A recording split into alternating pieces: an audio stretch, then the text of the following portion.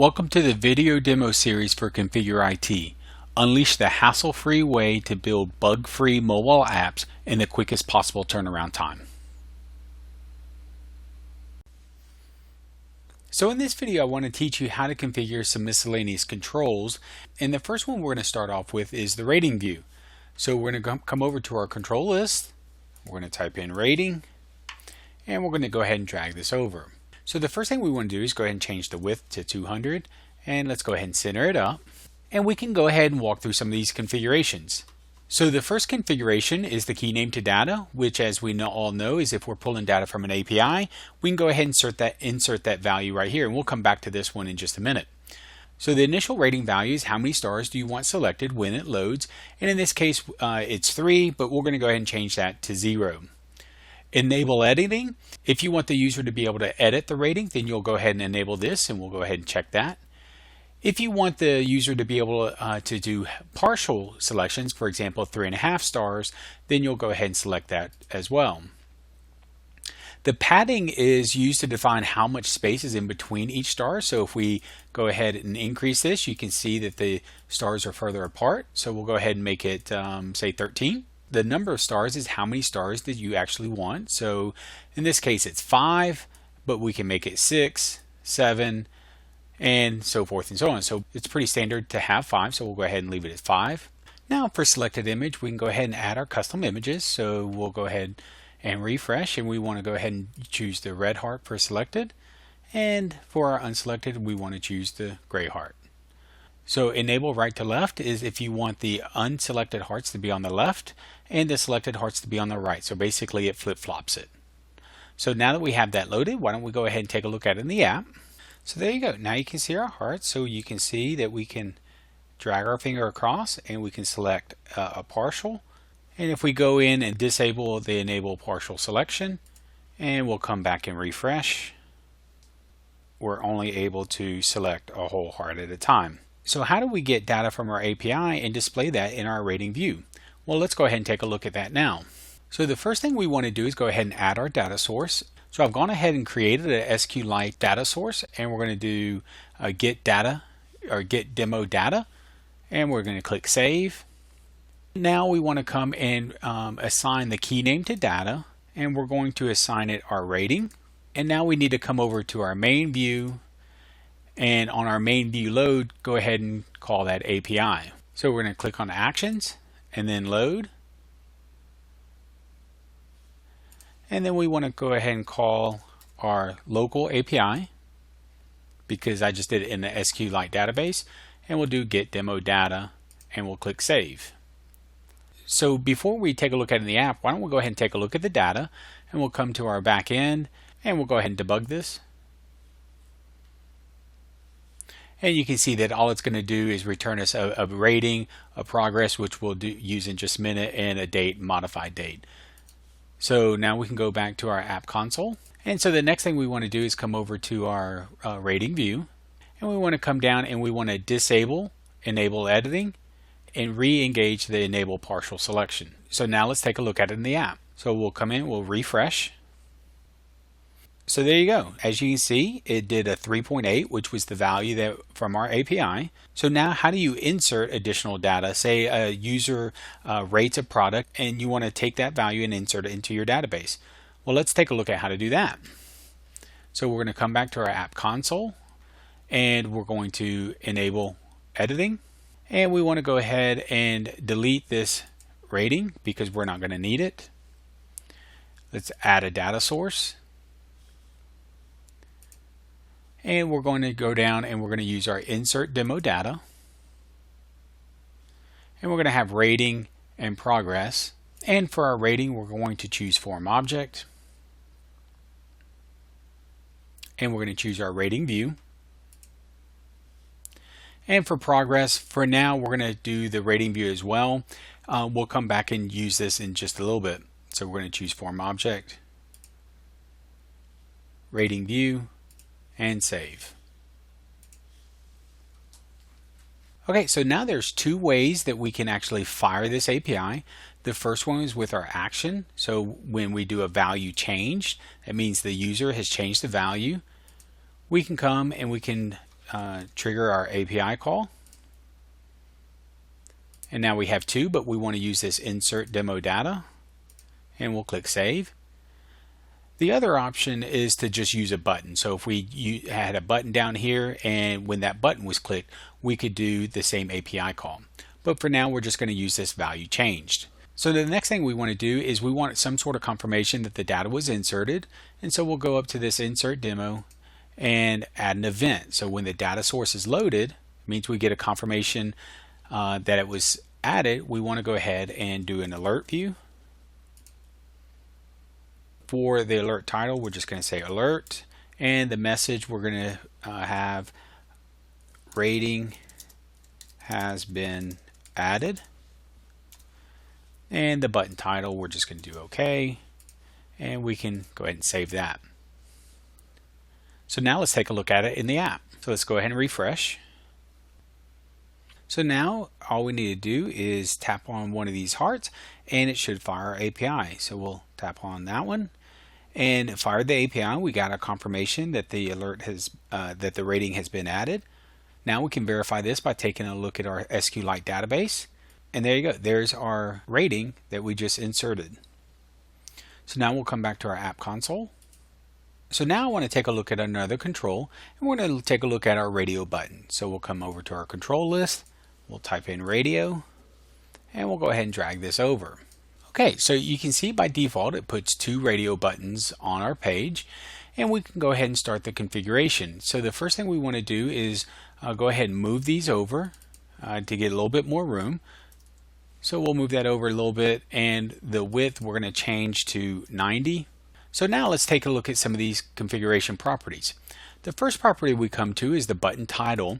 Now the button title does not affect the name that is beside each button. This is the title that is passed to another control. So for example, why don't we go ahead and add a label. And let's go ahead and change this width to 90. And we'll move it over to the left a little bit.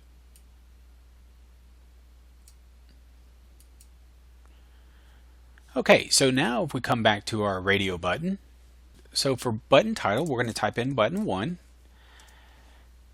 and we're going to actually add an action at this point. And when this button is clicked, then what we want to do is change object properties, and we're going to select our label, and we're going to change the value to a form object, and we're going to choose button 1. So now what we've done is when this button is selected, it's going to pass this value, this button title, to this label. Now, one of the most important things when you're dealing with radio buttons is this parameter right here, this what's called group name. Group name is what defines your group of radio buttons. So for example, if you had 6 radio buttons or 8 radio buttons or however many radio buttons, if they're all part of this same group, then they will all be treated as radio buttons. So if one was selected, then any other one would be unselected. So this is what defines the group of buttons. Now, if you wanted check marks, so someone could select multiple items, then you would allow this multi-selection, and then that in essence turned the radio buttons into check boxes. Now, the next thing we want to take a look at is the button title. So you can see here it says title 1, and just like any other button, you can change that. So we're going to go back to our multi-language example, and we're going to type in English. And then we want to do that for the selected state as well. So now we can type in English here as well. Now we can choose our selected image and our background image as well. Now these are the default, but if you wanted something different, then you can insert those right here. So now that we have that one configured, we need to go ahead and configure this second button. So we'll select that one, and we want to change this width to say 90. For this button, we're going to pass the value button 2. And you can see here it has the same group name.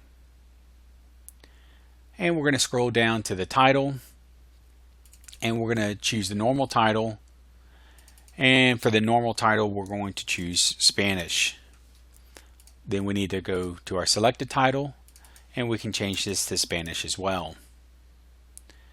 So now the last thing we need to do is add the action so that this value, when it's clicked, that it passes that button value over to the label. So we want to go to Change Object Properties. We'll select the label. And let's go ahead and change the value. And we're going to choose a form object. And we're going to choose radio button 2. Click Save and Save. Now let's take a look at it in the app. So we'll go ahead and hit refresh. Alright, so if we choose Spanish, then you can see it passes button 2. If we choose English, it passes button 1. This is how you pass values to different controls or to APIs. Now, if we were to change those to allow multiple selections, then let's take a look at that. So we'll come down here for button 2, we'll allow multi-selection, and we'll do the same for button 1, allow multi-selection, and let's go ahead and refresh. We can add button 1, and now if we choose button 2, then you can see that button 2 is added, separated by a comma, and you just can't see it, it's just been truncated there.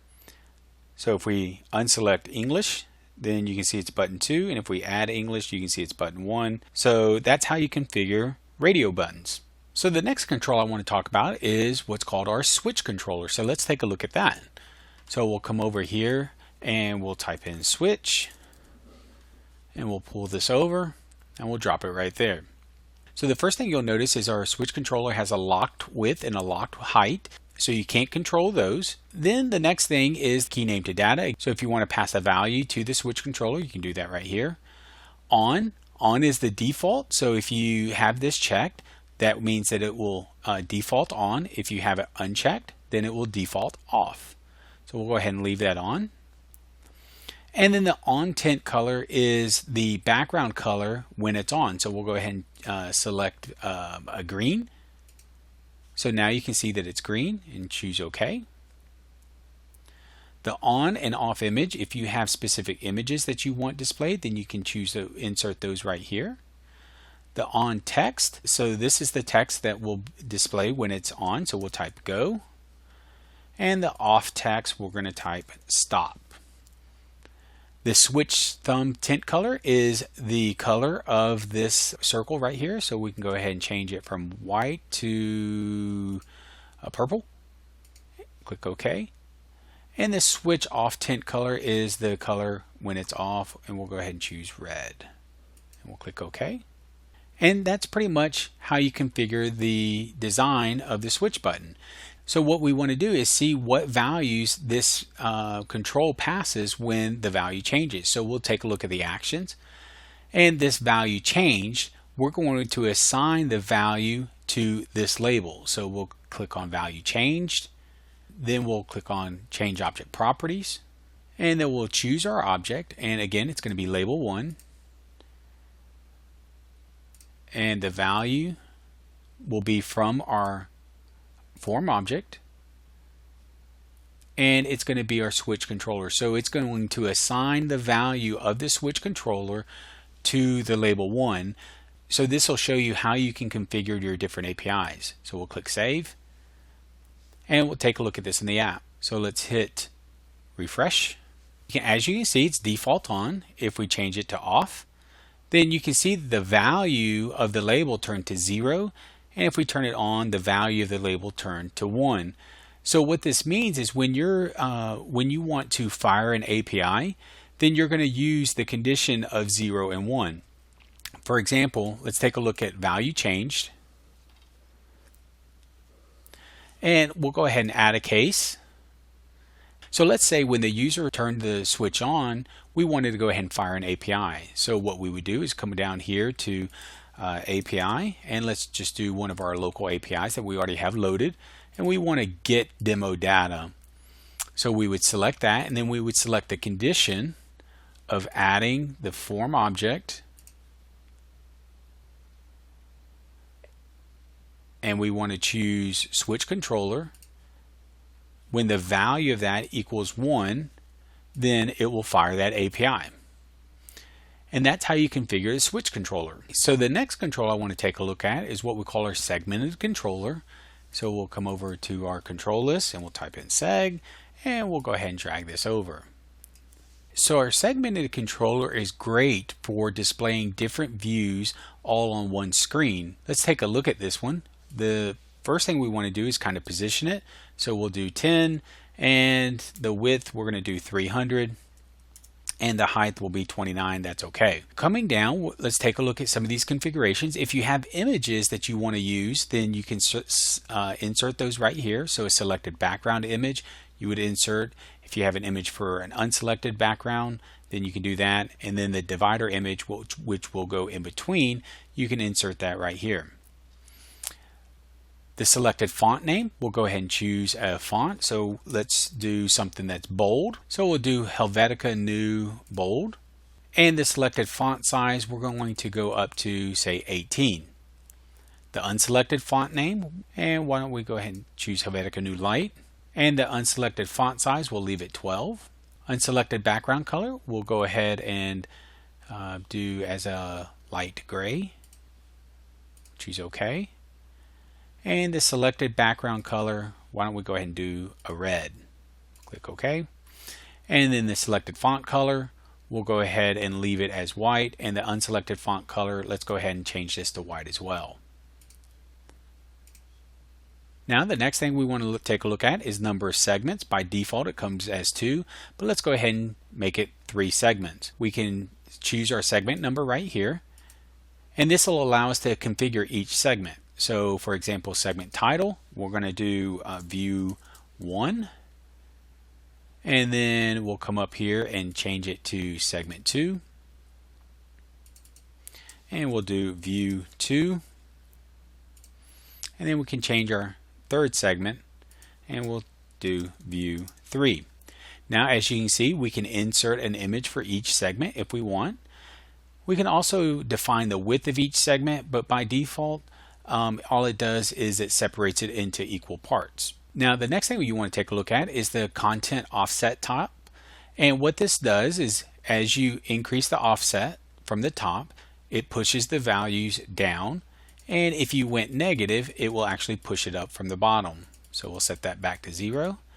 And then the content offset left does the exact same thing. If you go up, it pushes it from the left to the right, and if you go down negative, it pushes it from the right to the left. So it's a way that you can position titles within each segment. So we'll set that back to 0. Then the next thing down here, if you notice that the segment has a curve to it, if you don't like a curve, then you can always take that down to 0 and it makes it square. Now that we have this configured, why don't we take a look at it in the app? So we'll hit refresh. Okay, so there's our segmented controller. If we move through it, you can see that the font is getting bold and larger, and the selected segment has a red background. So now the question is, how do you use this to show different views? Well, the first thing we need to do is add some views. So we'll come over here and type in view, and we want to go ahead and just drag over a view. So now we need to configure it. So we'll do a width of say 40. We just want to make them little squares, 40, and let's go ahead and bring it down. So we'll do the X position at 10 and the Y position at 260. Now we just want to change the color of the background, and we're going to make it red. Now we want to clone these, and for this one we'll go ahead and center it up. Y position will be 260, and let's go ahead and change the color. And this color we're going to make it green. Now we also want to go ahead and hide this view because we don't want it visible when it's loaded. The first one we do want visible because that's associated with the first segment, so we want to go ahead and leave that one visible. Now for this one we want to go ahead and clone this one. X position we'll go ahead and do 250, and the Y position will be 260, and we want to go ahead and change the color. And for this color we'll just do a blue. Okay, so now we need to go ahead and configure these views to be shown when the appropriate segment has been selected. So to do that, let's go ahead and take a look at this segment controller and go back to our object tree. So you can see here that we have view 1, view 2, and view 3. And now we want to go over to our segment controller actions. And we want to do value change. So if you see there on the number 1, we're going to use the selected segment index. So we'll click on value changed. And for this first one, we want to change object properties. And we're going to change the first one, and we're going to select the first view. And we're going to click Save, and we're going to choose Hidden. And it's going to be a no. Then we're going to clone that one, and we're going to change it to View 2.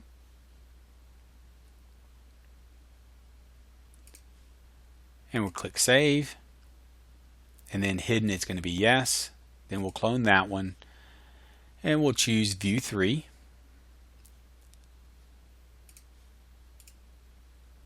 Hidden, yes. So now we need to add our conditions. So we're going to click on Conditions, Add Conditions, and we're going to have to choose our response, and our response is going to be Other, and we're going to type in Selected Segment Index, and we're going to set this equal to 0, because remember, 0 is the first of an index, and that's what we're using. So 0 refers to the first segment. A number 1 will refer to the second segment, and a number 2 will refer to the third segment. So now that we have that configured, we can come over here and click on Clone, click OK, and then click on Case 2. Now in Case 2, we want to hide View 1 and show View 2. We'll click on Conditions, and then we'll change the value to a 1. Now we can clone Case 2,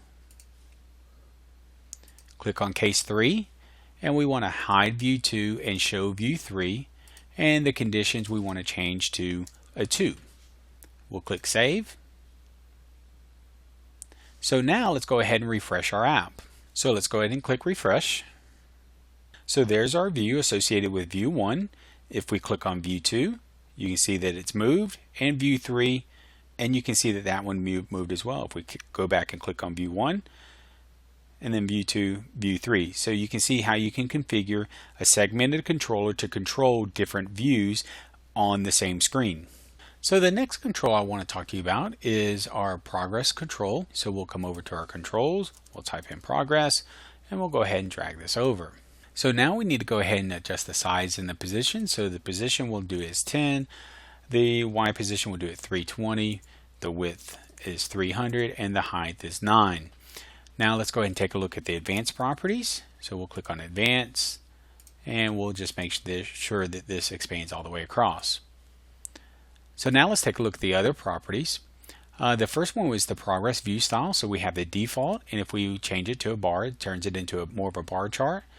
The progress is how far along it already is. So example, it's at 0.5 or 50%. And if we lower that down to say 0.3, you can see it's 30%, 0.2, 20%, so forth and so on.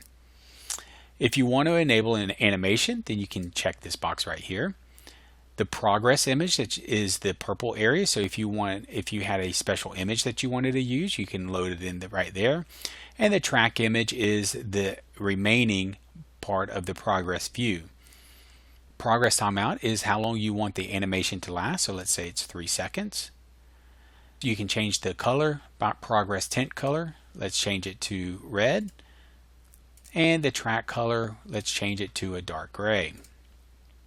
We'll click OK. Now that we have it configured, why don't we go ahead and take a look at it in the app. So there you go. So that was our animation of our progress bar.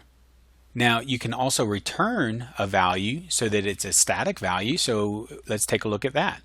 So if we come back to our app console, we want to disable animation, and we want to go ahead and assign a value to this key named data. So as you remember, we're calling an API to get demo data, and we can go ahead and assign a progress right here, a DD progress, to this bar. So now that we've assigned our key name to data to progress, we also have to go and not only disable animation enable, but we also need to take out the timeout. And so we'll make that 0 so that it doesn't progress the bar at all. We just want just the value that the key name to data is returning. So why don't we refresh and take a look at that. So there you go. I've refreshed it and you can see that the value is being brought into the progress bar and it's not advancing. And if we want to take a look at the data, that is 0.8. So if we want to take a look, it's taking this 0.8 and returning this to our progress to show how far someone is along some sort of task. And that's how you configure a progress view. So the next control I want to talk about is what we call our stepper. So we'll come over here to our object list and we're going to type in stepper and we're going to bring this over. So the stepper control is mainly used in some sort of e-commerce solution where you want to just increase a quantity by 1 or 2 and you want to make it easier for users to be able to do that. Instead of typing in a number, you just want to increase the quantity. Let's take a look at some of the configurations. First thing you notice is the width and height are static, just like the selector view. And the key to stepper step value is the initial value of the stepper. The key to minimum value is the lower value, and the key to maximum value is the maximum value. And these are all sent via an API. Now you can also hard code it by doing this right here. So let's say minimum value is 0, max value is 10, and the static value or the start value is 1. If you want custom images for the plus on and the minus on, then you can insert those here. And basically what that means is you have an on and an off for the minus and the plus. For example, if you get to 10 and you can't add any more 10, then the plus would be off. If you're at 1, then you can't go down any further, the minus would be off. So you have your on and your off images for both plus and minus.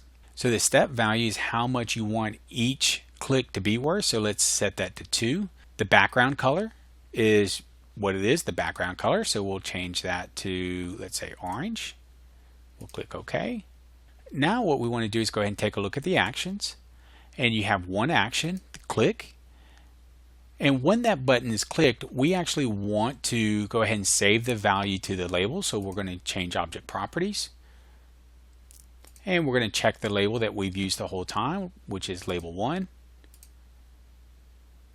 And we want to change the value.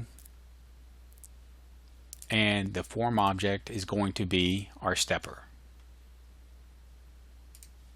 Click Save and Save. So now that it's configured, let's take a look at it in the app. So let's go ahead and hit refresh. Okay, so I've gone ahead and refreshed the app. So if we click on the plus, you can see that we're incrementing the label by 1. And if we select the minus, then we're decreasing by 1. That's how you configure the stepper. So the next controller I want to talk about is what we call the slider. So we'll type in slide and we'll just drag this over. Now let's go ahead and position it. We'll do 10.